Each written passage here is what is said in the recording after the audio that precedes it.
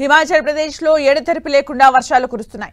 బియాస్ నదితో సహా అనేక వాగులు వంకలు పొంగి ప్రవహిస్తున్నాయి. దీంతో మనాలిలోని రైసన్ టోల్ ప్లాజాను బియాస్ నది ప్రవాహం ముంచెత్తింది. దీంతో ఆ రహదారి వరద నీటిమయంగా మారింది.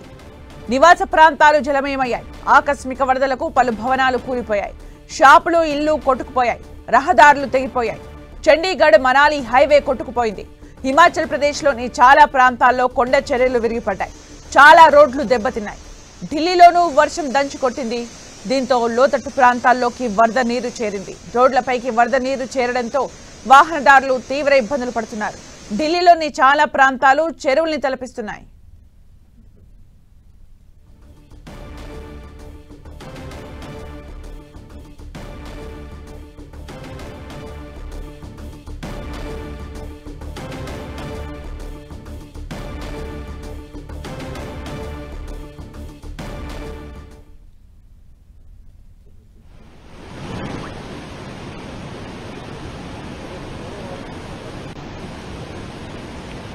హిమాచల్ ప్రదేశ్లో ఎడతెరిపి లేకుండా వర్షాలు కురుస్తున్నాయి. బియాస్ నదితో సహా అనేక వాగులు వంకలు పొంగిపొర్లుతున్నాయి. దీంతో మనాలిలోని రైసన్ టోల్ ప్లాజాను బియాస్ నది ప్రవాహం ముంచెత్తింది.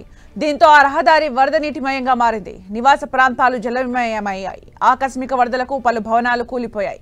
షాపులు ఇళ్లు కొట్టుకుపోయాయి. రహదారులు తెగిపోయాయి. చండీగఢ్ మనాలి హైవే కొట్టుకుపోయింది.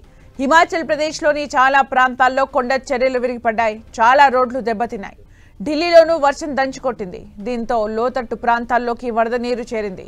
రోడ్లపైకి వరద నీరు చేరడంతో వాహనదారులు తీవ్ర ఇబ్బందులు పడుతున్నారు.